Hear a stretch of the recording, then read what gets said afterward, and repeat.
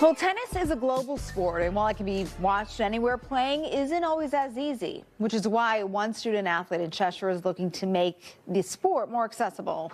NBC Connecticut's Sydney Boyo tells us how he's using his school breaks to bring the sport to kids in his home country for this episode of Connecticut in Color. The small island nation of Jamaica has produced some of the world's top athletes, but currently has no top tennis players. In Jamaica, tennis is not one of the sports that is very exposed.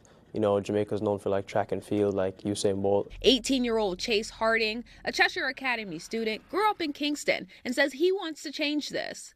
To play tennis, you know, you need a court, a net, tennis racket, balls, all those stuff cost a bit of money. Most people just don't have those resources. Over the summer, he hosted 2 clinics where he brought tennis to the inner city neighborhood Payne Land. It was a great experience, you know, just to empower the next generation, because these are kids that, you know, probably would have never had the chance to hold a racket, and just to know that, like, I was the one to physically place a racket in their hands, that's just a great feeling. He sourced equipment from his coach in Jamaica and set up portable nets on gravel so the kids could play. We just spent the whole day, you know, playing tennis with the kids and teaching them about the sport. His current high school coach, Chip Boyd, says he's seen the lack of tennis infrastructure on the island. We were giving them a set of string, and we saw kids stringing their rackets by hand.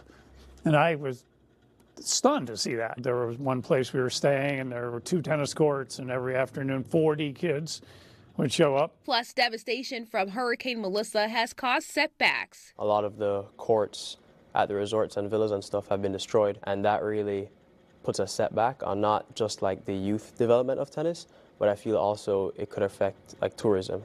But Harding says he'll keep going, planning to host clinics during his winter and spring breaks this school year. And one day, he says he wants to represent his country at the highest level. The ultimate goal for tennis would be to represent Jamaica on a national level, to represent them in Davis Cup. There's also a goal of playing college tennis.